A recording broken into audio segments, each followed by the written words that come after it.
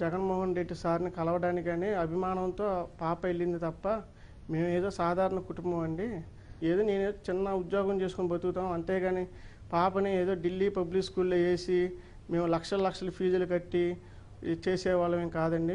మేము జనరల్గా ఏంటంటే పిల్లని ఏదో మేము పాపని రవీంద్ర భారతి స్కూల్లో నేను చదివిస్తున్నానండి పాపని, దేవికారెడ్డిని.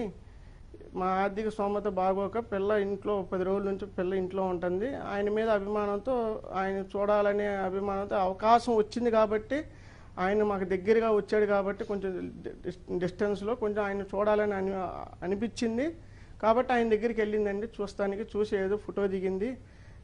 దీన్ని ఒక ఇష్యూ లాగా తీసేసి మామూలుగా ట్రోలింగ్ చేసి సోషల్ మీడియాలో అసభ్యంగా ఈ రకంగా అనేది పెడుతున్నారండి. ఆ రకంగా అనేది దయచేసి పాప మీద మాత్రం ఎట్టి పరిస్థితుల్లో పెట్టమాకండి దయచేసి. ఇంతమంది నేను చెప్పేది ఏం లేదండి. మేము ఏదో సాధారణ కుటుంబం.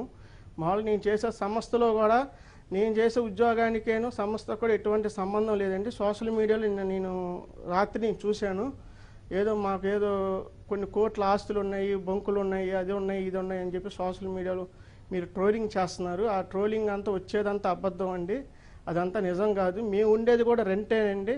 మేము ఉండేది కూడా ఇప్పుడు ప్రెజెంట్ ఏంటంటే ఉండేది కూడా రెంటే. ఆ రెంట్ ఇంటి అద్దె కూడా మేము కట్టేది 7,000 కడుతున్నాం. ఆ 7,000 కట్టడానికి కూడా ఇబ్బంది పడి మేము ఉద్యోగం ఏదో చేసుకొని బతుకుతున్నాము. ఏదో పాప ఏంటంటే ఆయన దగ్గర అభిమానంగా వెళ్ళింది. చిన్నప్పటి నుంచి ఆయన అంటే కొంచెం అభిమానం ఎక్కువ కాబట్టి వెళ్ళింది. దయచేసి మీరు అర్థం చేసుకోండి.